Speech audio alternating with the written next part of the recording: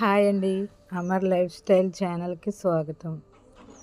నేను ఎప్పుడు కుంకుడుకాయలతోనే తలస్నానం చేస్తానండి. కుంకుడుకాయలే వాడతా ఎంత లేట్ అయినా. కుంకుడుకాయలు వాడటం వల్ల చుండ్రు రాదు, పేలు ఎక్కువ పట్టవు, పేలు రావు,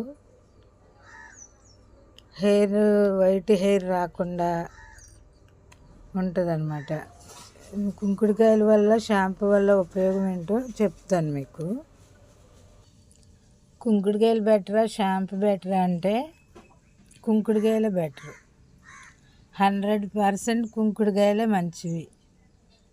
కుంకుడుకాయల్లో కెమికల్స్ ఏం కలదు, అది న్యాచురల్, చెట్టు నుంచి వస్తుంది కాబట్టి ఆరోగ్యానికి చాలా మంచిది. బ్లడ్ సర్కిల్ బాగా జరుగుద్ది బ్రెయిన్కి కుంకుడుకాయ.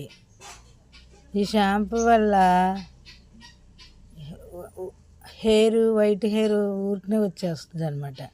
దీంట్లో 2 బౌల్స్ పెట్టాను, ఏది బెటరో మీకు చెప్తాను. వాటర్ పోతున్నా.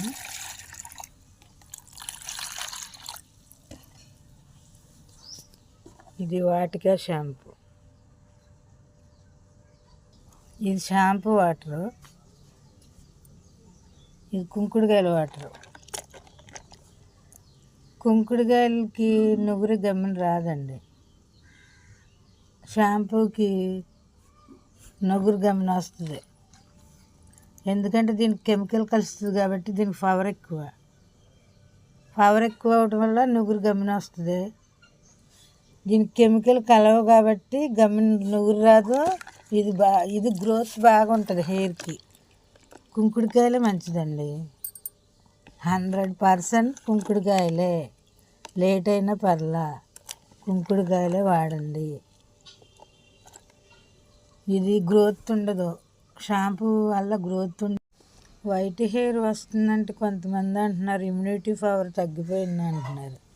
అది ఇమ్యూనిటీ పవర్ తగ్గటం కాదండి, షాంపూలు వాడటం వల్ల మన ఒంట్లో బ్రెయిన్కి శక్తిని తగ్గిపోయి వైట్ హెయిర్ వస్తుంది, అంతేగాని ఇమ్యూనిటీ పవర్ తగ్గటం కాదు. అది ఇమ్యూనిటీ పవర్ తగ్గిపోయింది అందుకే వైట్ హెయిర్ వచ్చింది అంటున్నారు, అని ఇమ్యూనిటీ పవర్ కాదు. షాంపూలు వాడటం వల్ల దాంట్లో కెమికల్ కలుస్తాయి. అది ఏమవుతుందంటే హెయిర్ కూడా లాస్ అవుతుంది, ఊడిపోతుంది, ప్లస్ వైట్ హెయిర్ వస్తుంది. కుంకుడుకాయలకి అలా కాదు, హెయిర్ లాస్ అయినా మళ్ళీ వస్తుంది, సిల్కీ హెయిర్ అవుతుంది, ఆరోగ్యంగా ఉంటారు. అందుకే షాంపూలు తగ్గించండి, కుంకుడుకాయలనే వాడండి.